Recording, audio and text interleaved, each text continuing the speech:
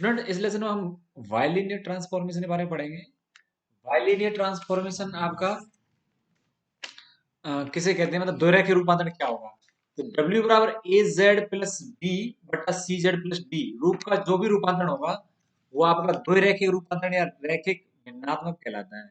यानी ऐसे हम द्विरेखीय रूपांतरण करेंगे W बराबर ए जेड प्लस बी बटा सी जेड प्लस डी। इस टाइप का जो भी रूपांतरण होगा वो हमारा द्विरेखीय रूपांतरण कहलाएगा। इसमें ए बी सी डी जो है हमारे सम्मिश्र अचर होंगे। ये आपका A D minus B C जो है वो रूपांतरण की सारणी कहलाती है। A D minus B C ये मान जो है, और A D minus B C बराबर 1 है। अगर ये आ जाता है तो आपका रूपांतरण जो है नॉर्मलाइज्ड कहलाएगा। ठीक है। अब देखो W बराबर ए जेड, इसको गणित के मोबियस के नाम पर मोबियस रूपांतरण भी कहते हैं। आपका जो है रूपांतरण है ये इसे हम मोबियस रूपांतरण भी कह सकते हैं। अब W बराबर ए जेड प्लस बी बटे सी जेड प्लस डी दो दो रैखिक रूपांतरणों का अनुपात है। अतः इसे रैखिक भिन्नात्मक भी कहा जाता है क्योंकि इसमें दो रूपांतरण हैं, ए जेड प्लस बी और सी जेड प्लस डी। तो दो रूपांतरणों का ये रैखिक भिन्नात्मक है। ठीक है। अब इसके हम एक प्रॉपर्टी देखेंगे। आपका 2015 में आया हुआ है, 2016 में आया हुआ है, और 2016 में निश्चर बिंदु पूछे थे वो भी ये आए हुए। मतलब ये कोई द्वैरक रूपांतर पर बहुत सारे प्रश्न आते हैं, तो आप देखें कैसे करेंगे इसे। तो द्वैरक रूपांतरण W बराबर ए जेड प्लस बी बट्टा सी जेड प्लस डी। हमें प्रूव करना है कि प्रारंभिक रूपांतरणों का संयुक्त है। रूपांतरण हमारे जो है 3 या 4 तरह के हैं। उनमें से कैसे हैं, जैसे आपका ट्रांसफॉर्मेशन है, आपका गुणन है।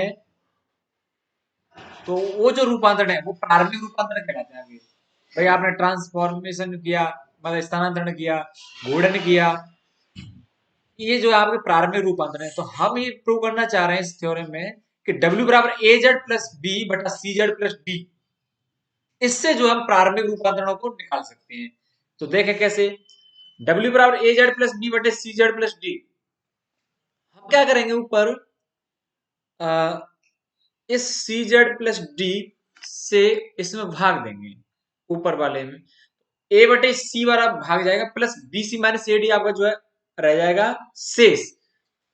ठीक है। बी सी इसमें हम फिर इसका भाग देंगे तो आपका आएगा सी। अब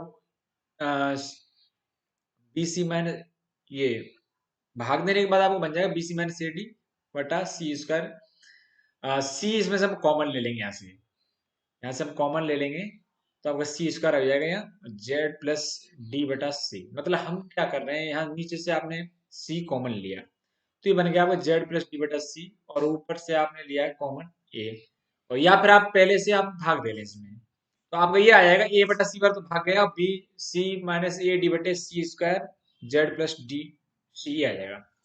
अब आप देखें Z plus D C D बटा सी, ये आपको इसको माने एक्साई। फिर आपका इस एक्साई को हम अगर एक की बट्टी में रखते हैं तो एक बट्टे एक्साई को हम कहेंगे ईटा, और B C minus A D बटा सी स्क्वायर, और यहाँ जो है ईटा लग जाएगा, इसको हम कहेंगे न्यू। तथा W बराबर आपका आ जाएगा ए बटा सी प्लस ये पूरा यहाँ न्यू का। तो आप देखें नीचे जो जेड प्लस डी बटा सी है, ये तो हो गया आपका एक्स जे बराबर जेड प्लस डी बटा सी, ये तो हो गया आपका स्थानांतरण। ठीक है। इसी प्रकार ये आपका 5 नंबर समीकरण ए बटा सी प्लस न्यू, ये भी आपका स्थानांतरण हो गया। ईटा बराबर 1 बटे एक्साई, ये जो है आपका प्रतिलोमन हो गया, मतलब एक्साई का प्रतिलोम है ये एक्साई का।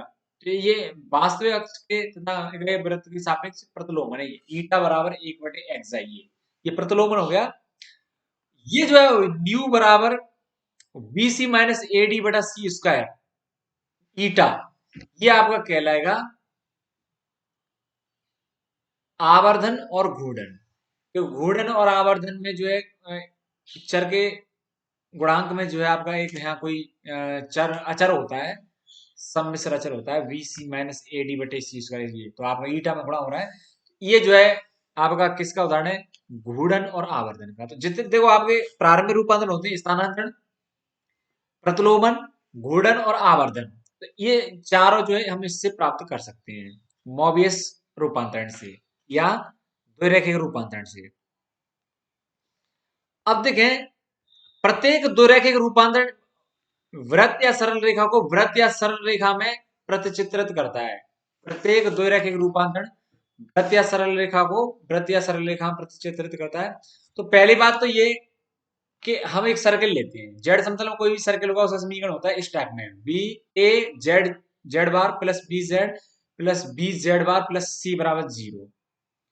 अब देखो ए सी बी जो है सम्मिश्र है वो इस प्रकार के होंगे, बी बी का बार बी और बी का बार ग्रेटर देन होगा आपको ए सी से, ठीक है। अगर आपका ए 0 है तो समीकरण एक जो है सरल रेखा का समीकरण होगा, क्योंकि आपका देखो जेड जेड बार ये आपका यहाँ से हट जाएगा, तो ये एक सरल रेखा का समीकरण होगा। हम जो है ट्रांसफॉर्मेशन लेते हैं, डब्ल्यू बराबर ए जेड प्लस बी बटा सी जेड प्लस डी। तो आपका जेड बराबर आ गया माइनस डी डब्ल्यू प्लस, ये आप देखो अब यहाँ डब्ल्यू से गुणा कर लेंगे और हम जेड कॉमन लेके बराबर आपका आएगा minus D W plus B C W minus A. तो आप देख रहे हैं यहाँ पर क्या हो रहा है, ए और डी ए एक दूसरे का स्थान चेंज कर रहे हैं और चिन्ह भी चेंज कर रहे हैं, और ये बी और सी यथावत अपने पास है। कोई एक द्विरेखिक रूपांतरण है, इस रूपांतरण एक के अंतर्गत का अब ये आ जाएगा। देखो अब आप क्या करोगे, ये जो है ना जेड जेड इसको इस मान को रखोगे आप यहाँ एक नंबर समीकरण में, तो आप रखो मान का, तो minus D W plus B बटे सी डब्ल्यू माइनस ए, इस पर हम बार लगाएंगे तो इस पर देखो यहाँ बार लग जाएगा, पी पर लग जाएगा, यहाँ लग जाएगा V W B bar W bar, ये आ गया प्लस सी, नीचे से लस आ जाएगा आपको सी डब्ल्यू माइनस ए और सी बार डब्ल्यू बार माइनस ए बार, ये आपका नीचे आ जाएगा लस एलसीएम। तो आपका बन जाएगा फिर ये बन जाएगा, और वो नीचे जो लेस एलसीएम आएगा वो आपका 0 में चला जाएगा, ठीक है ना।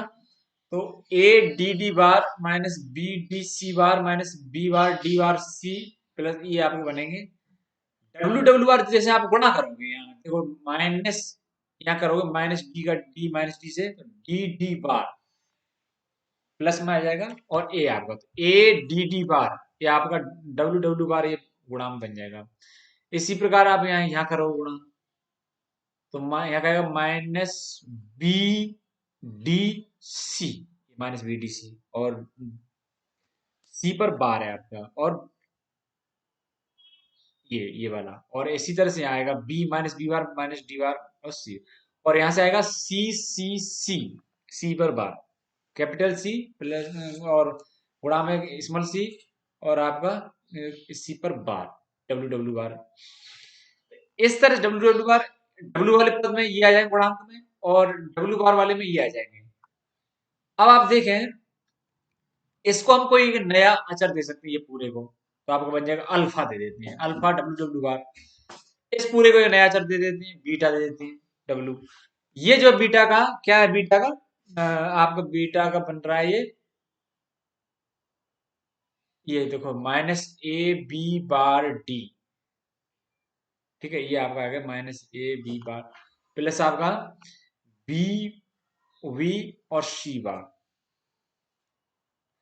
तो ये आपका आ जाएगा बीटा बार डब्ल्यू बार, और ये बन जाएगा आपका गामा, नया अचर, ठीक है। अब जहां अल्फा बीटा और गामा के आपको ये मानोगे, अब देखें ये वास्तव में एक सर्कल का समीकरण है, ये एक सर्कल का समीकरण है, समीकरण 3। अब स्पष्ट है कि अल्फा, देखो अल्फा और गामा, आपके अल्फा और गामा वास्तविक हैं। क्यों वास्तविक है, आप देखें अल्फा और गामा आपके, अल्फा का मान ये है डी डी बार, डी डी बार, ठीक है। तो डी डी बार यहाँ ये हो जाएगा आपका, अगर सम्मिश्र चले तो भी आपका क्या जाएगा, ये वास्तविक राशि बन जाएगी, क्योंकि उसका डी डी बार मतलब डी का परिमाण है, तो वो आपका वास्तविक संख्या है। सी सी बार ये आपका ये भी वास्तविक संख्या है। और देखो हमने इसको किस प्रकार से लिया, आप ये देखो कि बी बी बार जो है आपका बड़ा है ए सी से, और ए सी जहां ए और सी, ए सी वास्तविक तथा बी सम्मिश्र ऐसे अचर हैं। तो आपको देखो ये जो है ये अल्फा माइनस बी, ये जो संख्या है इसमें सम्मिश्र पद जो है वो कट जाएंगे आपके, तो ये अल्फा और गामा आपके बन जाएंगे वास्तविक। डब्ल्यू तथा डब्ल्यू बार के गुणांक संयोग भी सम्मिश्र हैं। डब्ल्यू और डब्ल्यू बार के गुणांक मतलब आपका जो बीच में बना है ना बीटा और बीटा बार, ये तो आपके कैसे संयुग्मी है, संयुग्मी सम्मिश्र है ये बीटा और बीटा बार। तो ये समीकरण 3 जो है आपका एक सर्किल या सरल रेखा को व्यक्त करेगा। कैसे? अगर आपका अल्फा का मान 0 नहीं है तो ये सर्किल है, और यदि अल्फा का मान 0 हो जाएगा तो यह एक किसको व्यक्त करेगा? अ, सरल रेखा को व्यक्त करेगा। इस प्रकार से द्विरेखीय रूपांतरण के अंतर्गत यह सरल रेखा का प्रतिचित्रण वृत्त या सरल रेखा ही होती है। अब एक आपका बहुत ज्यादा क्वेश्चन आता है क्रॉस रेशियो का, क्रॉस रेशियो यानी वज्रानुपात। तो द्विरेखीय रूपांतरण जो जेड समतल के बिंदु Z1 Z2 Z3 को डब्ल्यू समतल के बिंदुओं W1 W2 और W3 में क्रमशः प्रतिचित्रित करता है, उसका क्रॉस रेशियो क्या होगा वो आप जान लें। देखें, अगर आपने W ये लिया, W1 W2 W3 जो है Z1 और Z2 और Z3 के संगत है, तो आपने जहां Z है वहां Z1 रखा, W1 की W रख लिया, Z2 तो यहाँ W2 और Z3 तो ये। अब आप क्या करोगे, इसका मान निकालोगे, W minus W1, W2 minus W3 और W1 माइनस W2 और W3 माइनस W, ये आपने नीचे लसा एलसीएम में किया, आपके आ गए। अब आप देखो, अगर आप इसमें भाग देते हैं W माइनस W1 में W1 माइनस W2 का और W2 माइनस W3, मतलब आप पहले करो क्या, पहले दो पदों को तो आप कर लो गुणा, W minus W1 W2 minus W3 बटे में आपका आएगा W1 माइनस W2 बटे W3 माइनस W, तो आपको बराबर आएगा Z माइनस Z1 गुणा में Z2 माइनस Z3 और Z1 माइनस Z2 हर में और Z3 माइनस Z ये। तो आप एक देखेंगे कि W है वो Z हो गया उसकी जगह, W1 है उसकी जगह Z1 हो गया, और जहां W2 है वहां Z2 हो गया, W3 है वहां Z3 हो गया।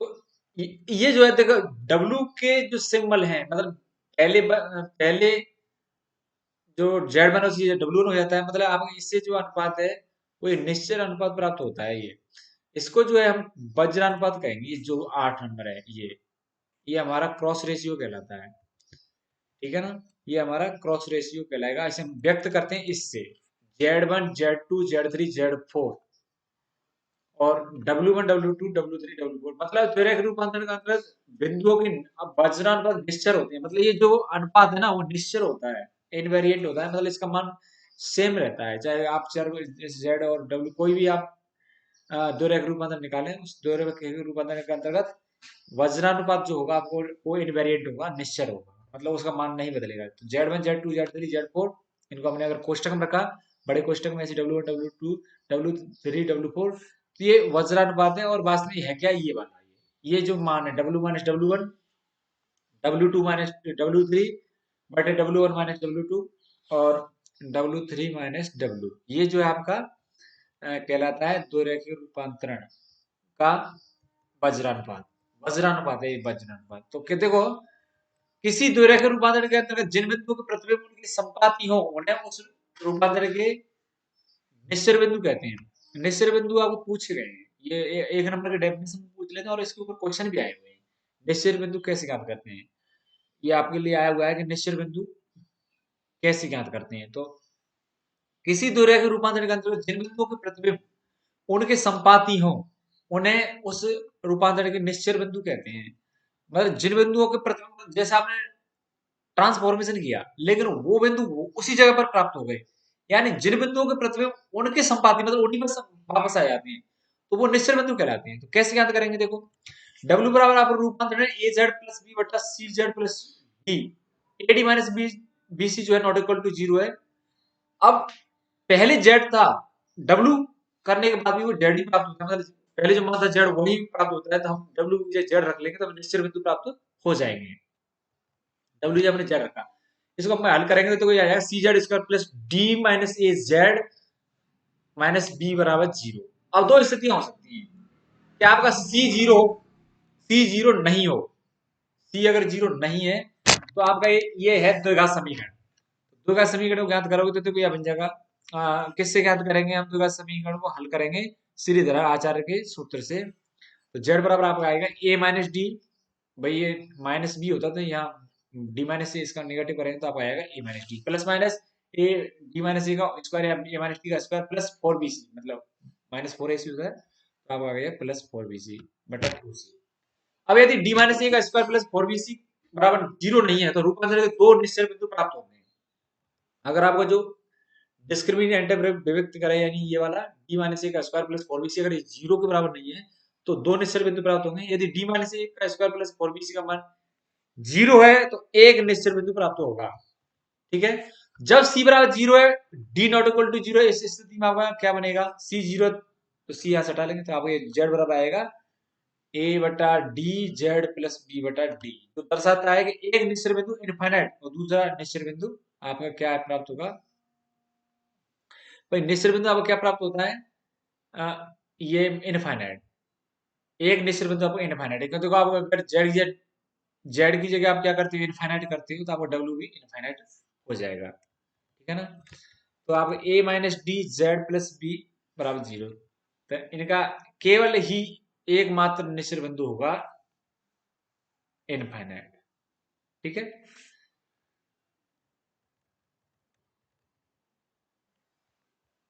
ये D minus A square plus four B C अगर आपका जीरो नहीं है, डी माइनस ए का square plus four B C बराबर जीरो नहीं है तो आपके निश्चल बिंदु होंगे दो और सी जीरो नहीं होना चाहिए।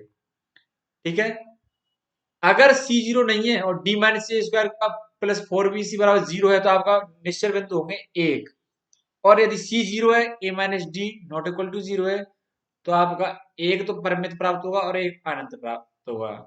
और यदि सी माइनस सी भी जीरो है और ए माइनस डी का मान भी जीरो है तो आपका निश्चल बिंदु एक ही होगा और वो होगा आपका अनंत होगा।